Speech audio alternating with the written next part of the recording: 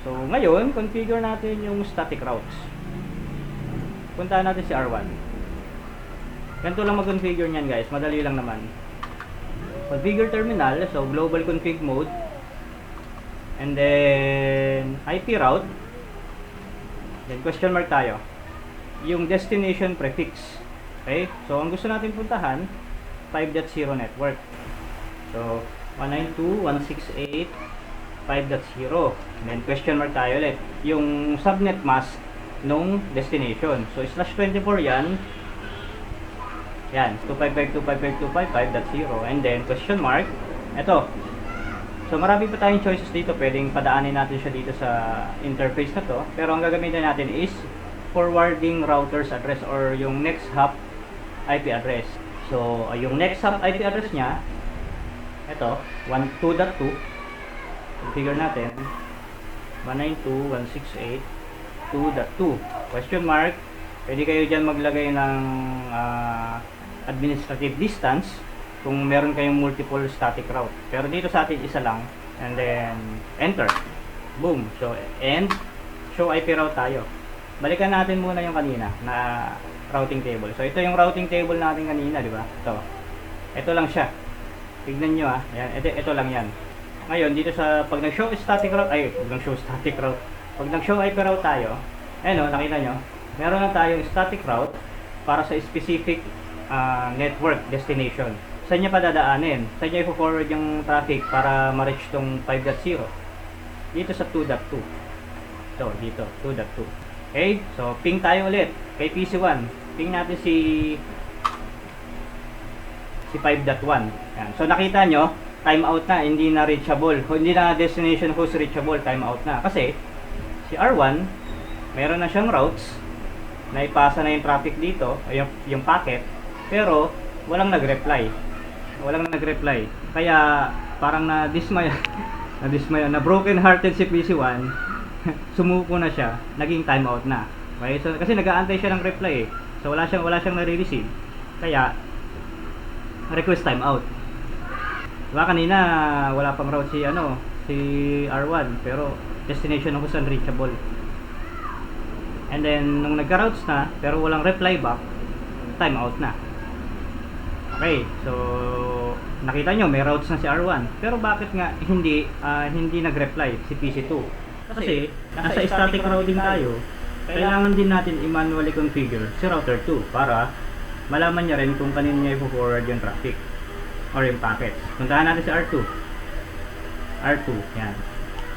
So, ganun din. Configure terminal, IP route, 192.168.1.0, 255.255.255.0, and then yung next hop niya, next hop IP address is 2.1. Then end. So, show IP route tayo. So, ito, meron na tayong static route. Papunta kay 1.0. Ngayon, ano na mangyayari? Try natin i-ping si PC2 kay PC1. Ayan na. Nagre-reply na. May communication na si PC1 at PC2. Dahil alam na ni router or ng mga router na to kung saan nila i-forward yung traffic based dun sa destination. Okay. Ngayon, try natin i-ping si PC3 4.1. Unreachable kasi wala siyang routes so ngayon, ang gawin natin kay R1 ulit, balik, configure terminal, IP route 192.168.3.0 tapos dun ulit yung next hop IP address 2.2. Tama ba yung network niya? 4.0 pala, sorry, 4.0 na network. Ayan. So, enter and show IP route. So, may route na tayo, dalawa na. Papunta kay 4.0. Tingnan natin.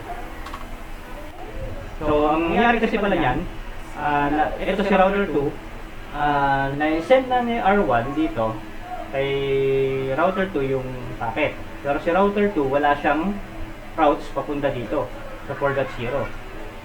So, ngayon, gagawin din natin si R2, configure terminal, IP route, 192.168.4.0 192.168. Ano yung kanyang, si router 2, ano yung kanyang next hop IP address? Ito, 3.2. So, configure natin yan dito, 3.2. Okay, so, and show IP route. So, kay R2 tayo, meron na tayong, nasaan yun? Show IP route. Meron na tayong dalawang static route. So, isa, papunta kay 4.0 at kay 1.0. Okay, so, ping natin ulit. Kay PC1 tayo. Ay, so napansin nyo, nagbago, di ba? Naging timeout. Kasi, na-forward ni R1, and then na-forward ni R2, pero, walang nag-reply pabalik. Kaya timeout na. Okay, so punta naman tayo kay R3. Ganun din ang gagawin natin kay R3. Kailangan magkaroon ng knowledge ni R3 paano marating si network na 1.0 via R2 and via R1. Okay? So, kailangan, ano yan sila? Meron yan silang routes. Magkatapatan silang. Kumbaga, may route si R1, may route si R2, may route si R3. So, parang mga vice versa. Okay? So, kay R3 tayo, ang gusto nating marating, si 1.0. Configure terminal, IP route, 192.168.1.0. 255.255.0. So, yung next hop naman niya, itong 3.1. Yung kay R2. 192.168.3.1. 3.1. Yan. So, enter. And then, si R2, meron na siyang, meron na siyang route papunta kay, kay 1.0 eh. So, hindi na natin siya gagawan. Ngayon, ano na mangyayari? Ping tayo kay PC2. Ay, kay PC1, ping natin si 4.1. 4.1. Diba? Nakita nyo? Nagre-reply na. Dahil may knowledge na si R3, si R2, si R1 kung paano ma-reach, kung paano magkikita itong network na to at network na to. At ito, sila. May mga na sila. Knowledge na sila. Although dito, sa R3, hindi pa tayo gumagawa ng static route. Oops, ang dumi ah. Dito sa R3, end tayo. Show IP route. Hindi pa tayo gumagawa ng routes, ng static routes para dito sa 5.0 network. Kasi yung ginawan lang natin is 1.0. So, gawan natin siya. IP route, 192.168.5.0 to 55255.255.0 192.168.3.1. Okay, so, and show IP route. Meron na tayong dalawang routes. Yan. Isang routes, dito tayo kay R3 ah. Meron na tayong dalawang static route dito kay R3 para sa 5.0. And then para sa 1.0. Si R1 naman, meron na siyang knowledge about 5.0 and then 4.0. Okay, ganun din si R2. Alam niya na yan puntahan siya. 1.0 at si 4.0. Okay, puntahan natin si PC3. Ping natin si 5. Ito, si 5.1. 192.168.5. Ay, ping 192.168.5.1. Yan na, nagre-reply na sila. Or I mean, nagko-communicate na sila back and forth. From PC1 to PC2, from PC1 to PC3, from PC2 to PC1, to PC2 to PC3, PC3 to PC2. Okay, so yun na. Nagkaroon na ng communication silang tatlo dahil sa static routing na ginawa natin. So, di ko nga pala sa inyo nasabi ito. Pero yun na rin naman yun eh. Sabi, make PC1 and PC2 ping each other. So, nangyari naman na.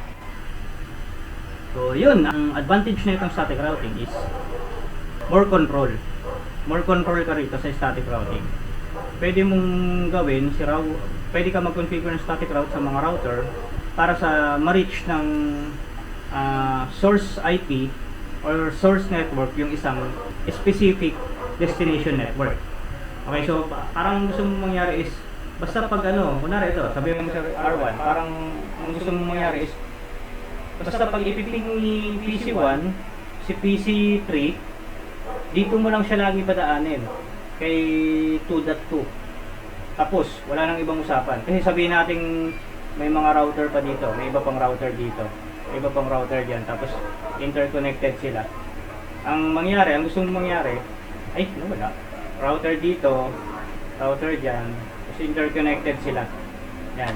Ang gusto mong mangyari, pag yung traffic, yung packet from PC1 is papunta dito sa 4.1 kay PC3, ang gusto mong mangyari is dito lang pagdaanin. Ayaw mong padaanin dito, dito. Gusto mo dito lang.